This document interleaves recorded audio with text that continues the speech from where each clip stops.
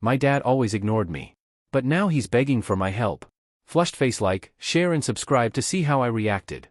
I never imagined I'd be sharing this story, but here I am. I'm a 28-year-old man who's had a rather difficult life, particularly when it comes to family. My mother passed away while giving birth to me, which set the tone for the relationship I had with my father. He never really moved past her death and always treated me as if I were the reason she was gone. I have no memories of my mother, but I've heard many stories from relatives about how thrilled she was to have me. She had always longed to become a mother and had faced years of fertility struggles before finally conceiving me. This knowledge only makes the whole situation more heartbreaking. She finally achieved her dream, only to have it tragically cut short. As I was growing up, our home was filled with photographs of my mother. My father kept everything just as she had left it, almost as if the house were a shrine to her memory. Her clothes remained hanging in the closet, and her books still lined the shelves. It felt as though I was living with the ghost of a woman I would never have the chance to know. Sometimes, I would sneak into their room just to touch her belongings, trying desperately to forge some sort of connection with the mother I never met. My relationship with my father, however, was entirely different. He was there in the physical sense but emotionally might as well have been on a different planet. He went through the basic motions of parenting, ensuring I was fed, clothed, and made it to school on time, but there was never any warmth or affection. No hugs, no words of love, not even a simple pat on the back for a job well done. I always felt like an outsider within my own home. Most days, my father would barely even look at me, let alone engage in conversation. When he did speak to me, it was usually to criticize or compare me to my cousin, Ethan. Ethan's father, my uncle, died in a car accident when Ethan was 7, so my father kind of took him under his wing. I still remember the day we received the news about my uncle's death. It was a rainy Tuesday afternoon, and I was sitting at the kitchen table working on homework when the phone rang. My father answered, and I watched as his face crumpled while he listened to whoever was on the other end of the line. That was the first and only time I ever saw my father cry. After hanging up the phone, he sat down heavily at the table and stared off into space for what felt like hours. Ethan began to spend a lot more time at our house after that. I was excited at first. I thought having another kid around might make things more fun and might even help my dad open up a bit. But it didn't take me long to understand that Ethan's presence made my relationship with my dad even worse. He often asked, "Why can't you be more like Ethan?" or "Ethan would never do that." It seemed like Ethan was the son he had always wanted, and I was just there. Ethan was sporty, friendly, and charming, which I wasn't. Ethan was the life of the party, while I was shy and liked to read. It was obvious to my dad. I worked really hard to make my dad happy, but it never seemed like enough. I tried to learn about his interests, got good grades, and joined every sports team my dad thought Ethan excelled at. Ethan could never do a bad thing in my dad's eyes. He would compliment Ethan on the smallest things, but I never got any credit for my own accomplishments. I won a science fair at school when I was about 12 years old. My project was a complicated model of the solar system that could move. I worked on it for weeks. I could hardly wait to tell my dad. I thought this would finally make him happy. When I got home, he was laughing and talking with Ethan about a football game. I told him I won, but he just nodded and went back to talking to Ethan. It felt like I wasn't there at all. It got worse as we aged. Because of the bias, people always made fun of Ethan and me because we were in the same grade. I did better in school than Ethan did in high school, but my dad would always find ways to downplay my achievements. "Well, Ethan's got more important things to think about than just grades," he would say. During one parent-teacher meeting, my English teacher raved about an essay I'd written. She told my dad it was one of the best papers she had ever seen from a kid my age and that she thought I would make a great writer. My dad just grunted and asked if this would help me get a big grant for sports. The teacher looked confused, and I was so embarrassed that my face burned. In spite of this, there remained a part of me that still yearned for change. I reasoned that perhaps everything would be fine if only I could locate the appropriate thing, the magic key unlocking my dad's adoration. I pursued that unattainable dream all of my childhood and during my teenage years. When it came time for college, the true kickback came. I had pushed myself, enrolled at a decent university, and been ready to launch my future, though I knew money would be limited. I reasoned my dad would contribute at least somewhat. Boy, was I mistaken. The day I overheard my dad on the phone with Ethan, informing him he would pay for his whole college tuition, will always be with me. My pulse dropped. My dad looked at me like I was insane when I asked if he could also assist me out. "Ethan needs it more. I can't afford to pay for both of you," he remarked. That's exactly how my college dreams vanished.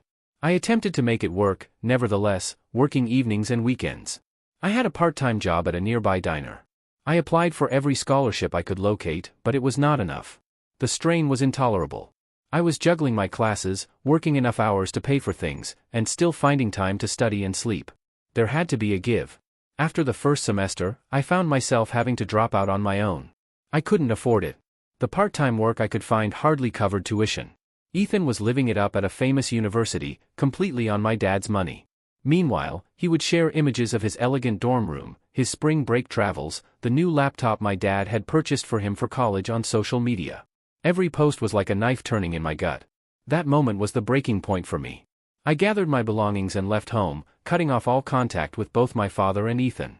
It was incredibly painful, but I knew I had to escape that toxic environment.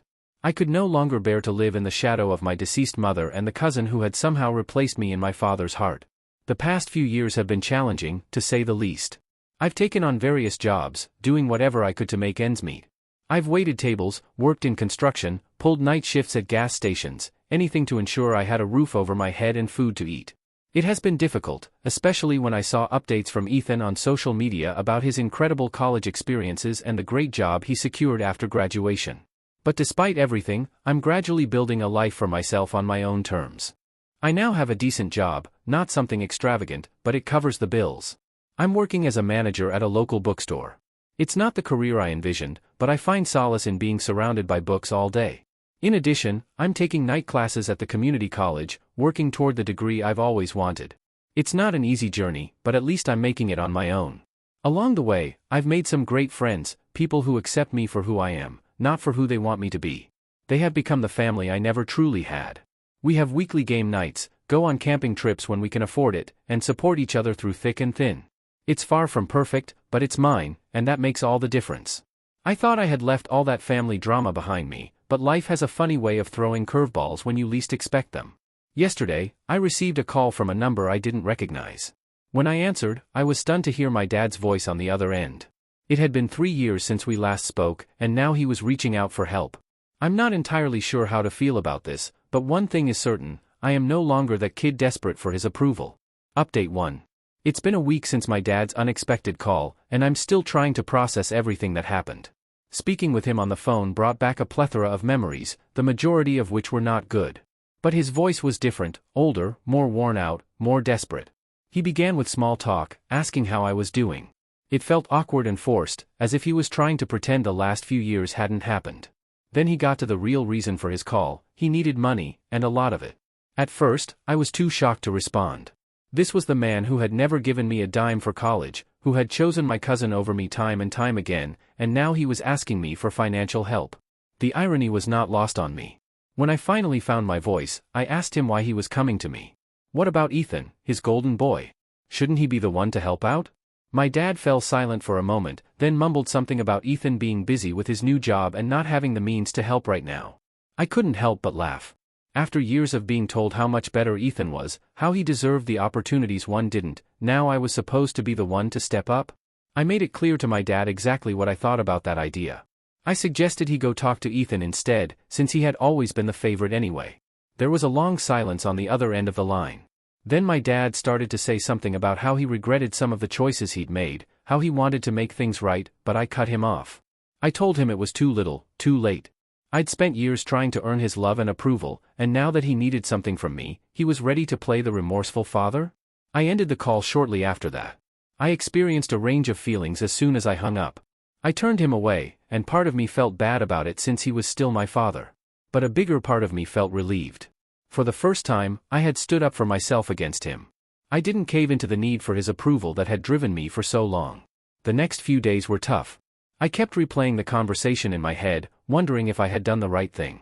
I thought about all the times I needed aid, and he wasn't there, not just the college tuition, but also the little moments when a child needed their father, school activities, girl advice, learning to drive. He had been missing throughout. I remembered my first heartbreak when I was 16. Her name was Emily, and I thought she was the one. We had been dating for 6 months when she broke up with me for one of the football players. I was devastated. I came home that day, eyes red from crying, and my dad was in his usual spot on the couch watching TV. He barely looked up when I walked in. I stood there for a moment, hoping he would ask what was wrong, but he just grunted and told me I was blocking the screen.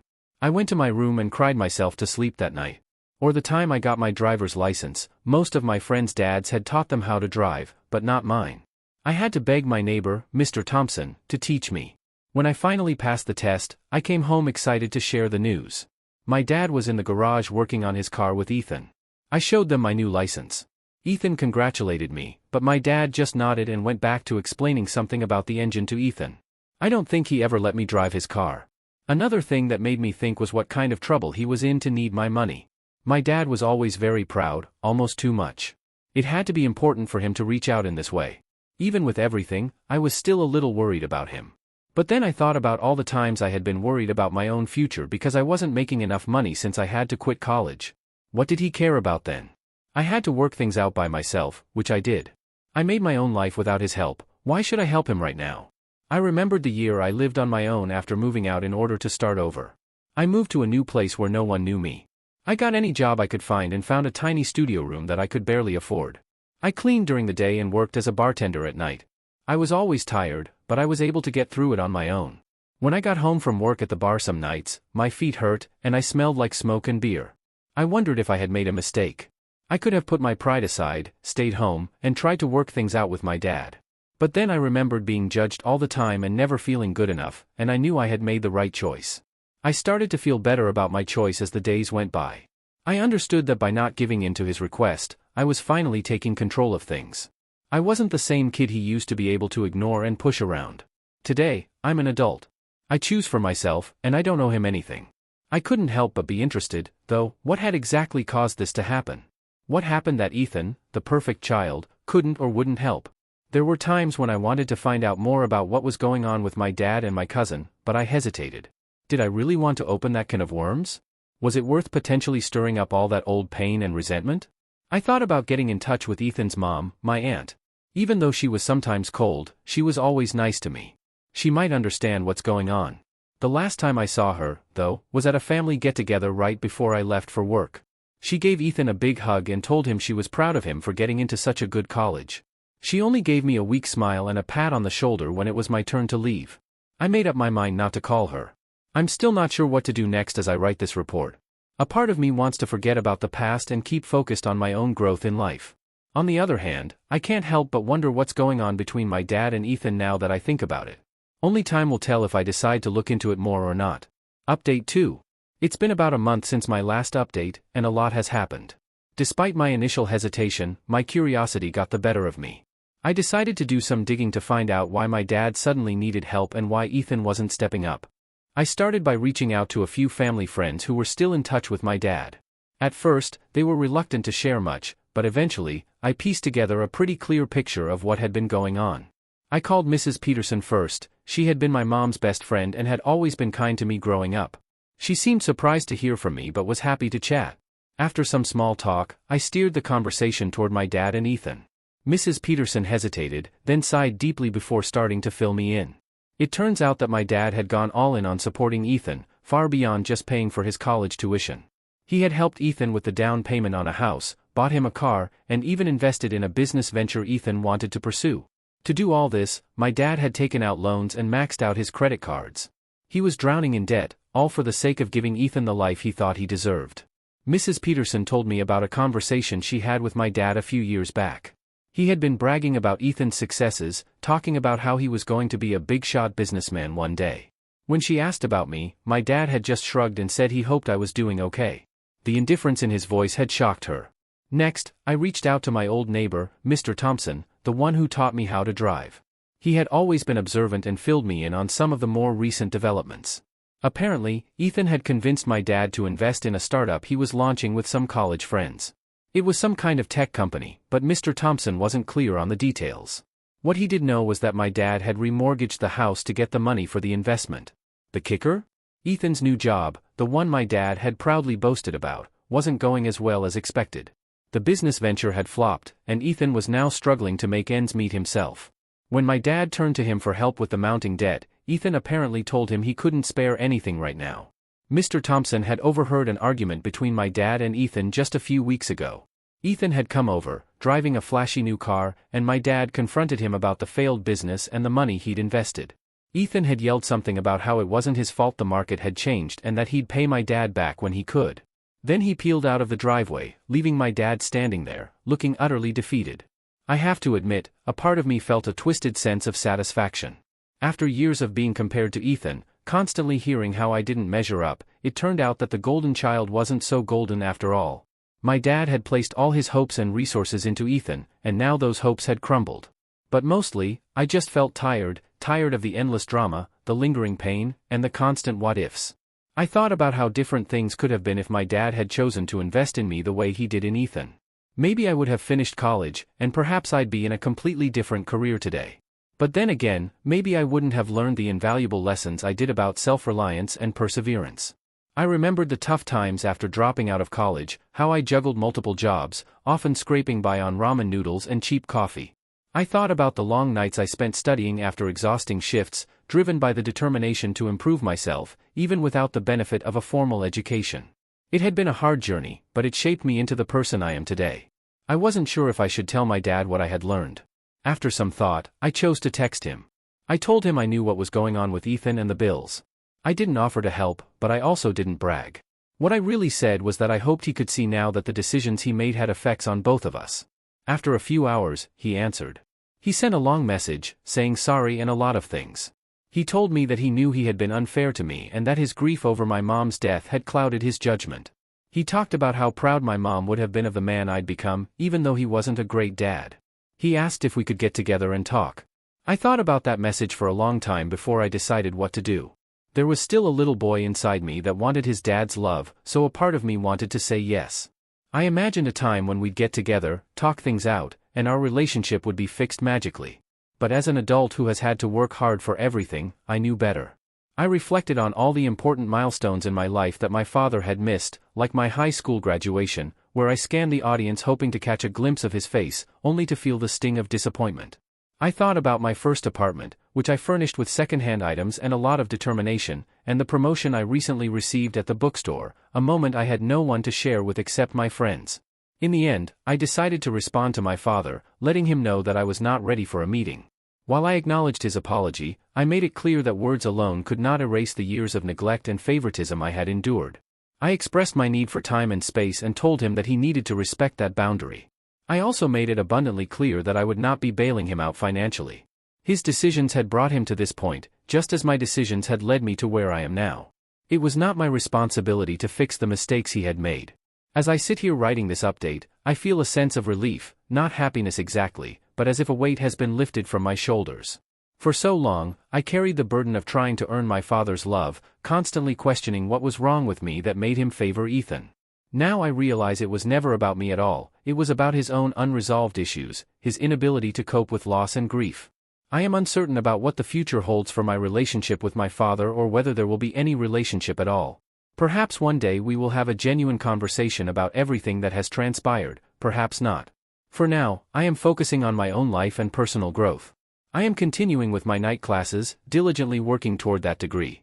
I am also building relationships with people who appreciate me for who I am, not for who they want me to be. Just last week, I helped my friend Rachel, not Emily from high school, move into her new apartment. As we unpacked boxes and arranged furniture, it dawned on me that these connections, this chosen family, are what truly matter, not the approval of someone who was never able to recognize my worth. Life is not always easy, but I am forging my own path, and for the first time in a very long time, I feel like I'm exactly where I'm meant to be. I do not know what tomorrow will bring, but I am confident that I will face it on my own terms, with the strength I have developed through years of self-reliance. That is something my father's favoritism can never take away from me. Thank you for watching. If you haven't subscribed yet, please do so and hit the notification bell to stay updated with more shocking real-life stories happening around you.